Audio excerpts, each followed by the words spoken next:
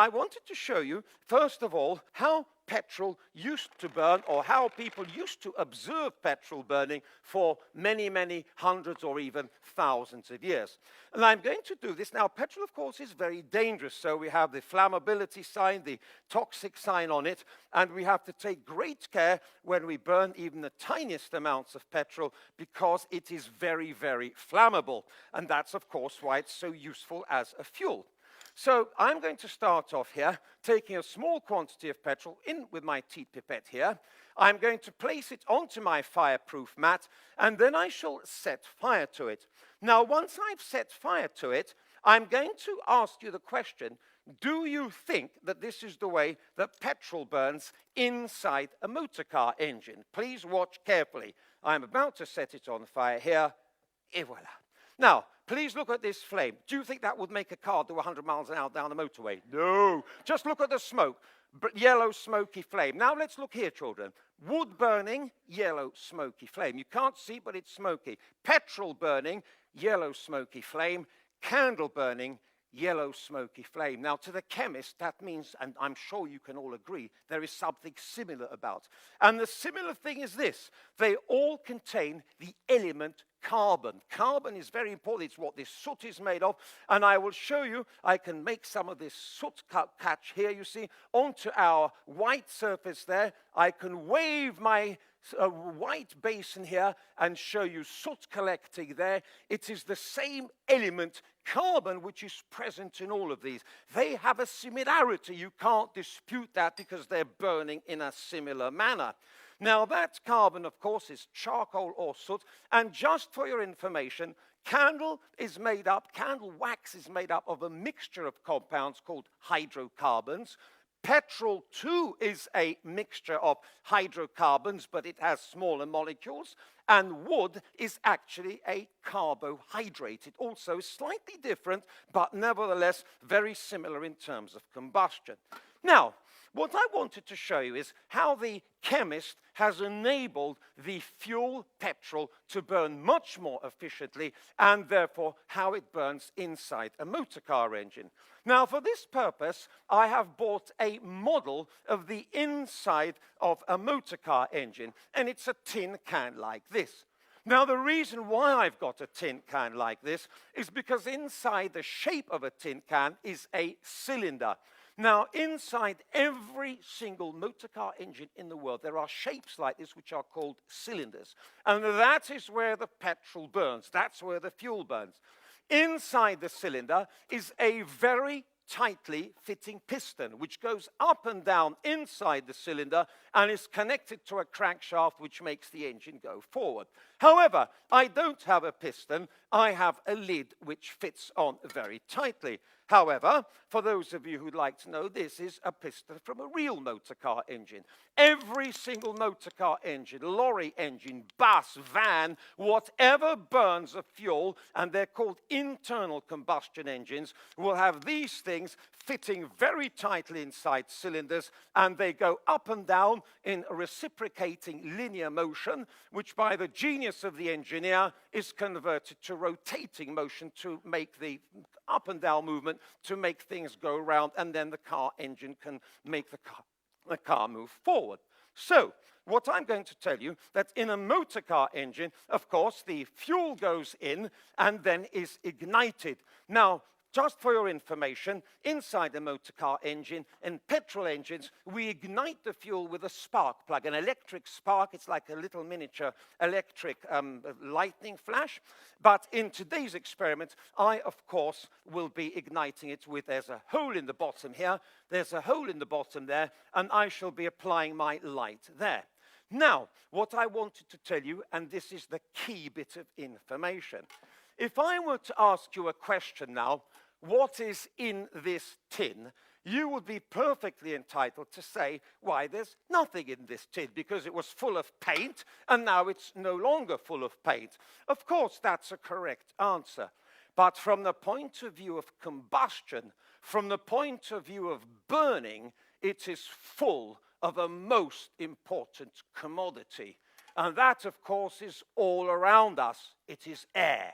This tin is full of air, and I am now going to show you how the petrol burns differently when it is allowed to go inside that cylinder. So we're going to now take our petrol here, we're going to take our teat pipette, and we're going to take pretty much the same amount, even that, just literally a few drops of petrol like that, and we're going to squirt them inside there. Now then, what we're going to do is put the lid on tightly, because the piston fits very tightly.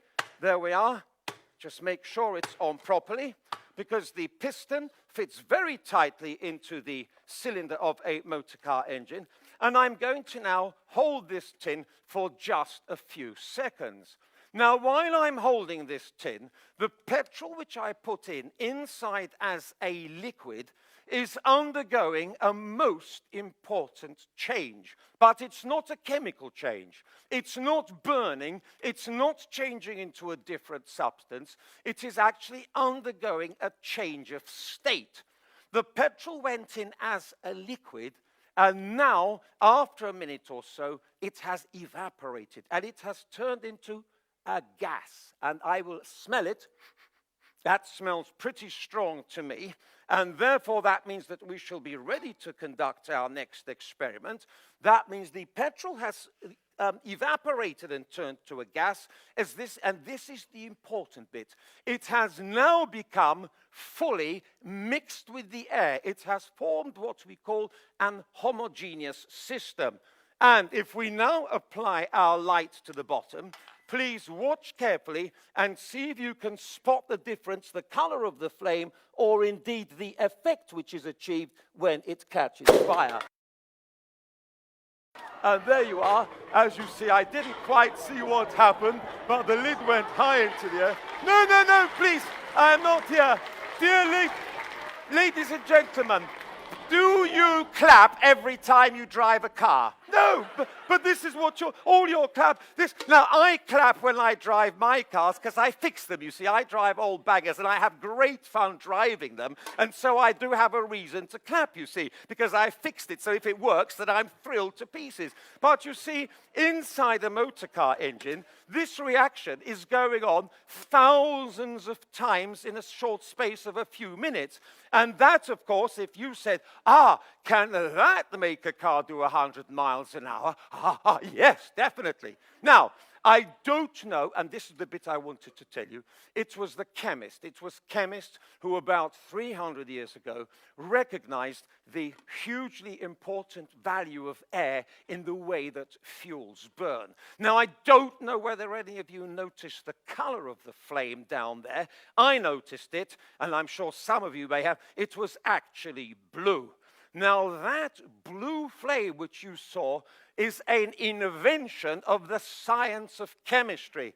And dear children, the blue flame was invented by none other than the great Robert Wilhelm Bunsen, otherwise known as Bunsen. And here it is in my chemistry set from 1958, is a Bunsen burner. And the genius of the Bunsen burner was the air hole here. The gas went in at the bottom, and it was mixed with air. Such a simple idea, and yet it revolutionized, it played a major role in the Industrial Revolution because it enabled us to burn fuels more efficiently. Every one of your gas cookers has a blue flame. Every single gas or oil-fired central heating system has a blue flame. All the flames inside every internal combustion engine are blue. And this is the sign of what we call complete combustion. There were very few people who had seen a blue flame before 1850, and none of them survived to tell the tale. And the reason being that they were all miners who were killed in mining accidents. And there were lots of mining accidents, and it was the great Humphrey Davy who used to lecture, who invented the miner's safety lamp. If you can imagine that flame there blowing in your face the size of a wall, you are not surprised that no one survived to tell the tale. So what I'm telling you today, thanks to the science of chemistry, we have discovered or invented Robert Bunsen invented the blue flame, which is what we call in chemical terms complete combustion. There is no smoke, no yellowness, the combustion is complete.